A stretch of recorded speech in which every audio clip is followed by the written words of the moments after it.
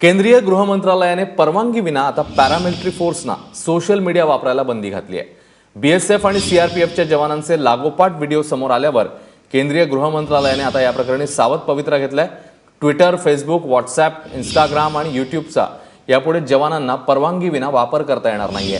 नेमका हा काय निर्णय आहे, आपले प्रतिनिधी प्रशांत कदम यांच्याकडून जाणून घेऊया। प्रशांत, नेमका काय काय निर्णय, कोणते मुद्दे आहेत महत्त्वाचे? अश्विन, खरं तर गेल्या 2 दिवसांमध्ये ज्या पद्धतीनं एका पाठोपाठ एक व्हिडिओ अशा जवानांच्या समोर येत होते, त्याच्यानंतर हा निर्णय जो आहे तो केंद्रीय गृह मंत्रालयानं घेतलेला आहे। सोशल मीडियावरती पूर्णपणे बंदी नाहीये, पण काही रिस्ट्रिक्शन जरूर घातलेले आहेत।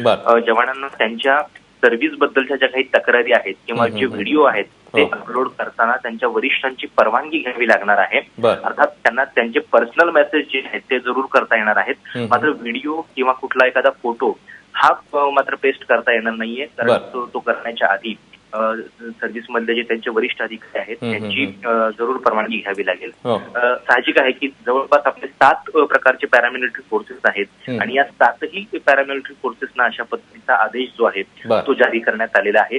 डीजी लेवलचे जे अधिकारी आहेत ते या सगळ्या प्रकारावरती नियंत्रण ठेवतील, कारण जरी म्हणजे जवानांच्या व्हिडिओ मधल्या तक्रारी या अतिशय योग्य असल्या तरी त्या ज्या पद्धतीनं त्या सोशल मीडियामध्ये समोर येत होत्या आणि त्याच्यामुळे एक कुठेतरी त्या संस्थेची बदनामी होत होती आणि त्याच्यामुळं केंद्रीय गृह मंत्रालयानं हे पाऊल उचललेलं आहे।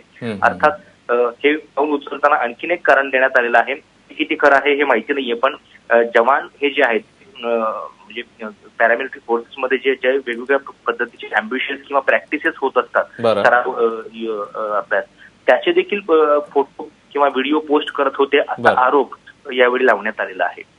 प्रशांत, या सगळ्या संदर्भातले ताजे अपडेट्स घेतच राहू। तुर्तास धन्यवाद या माहितीबद्दल।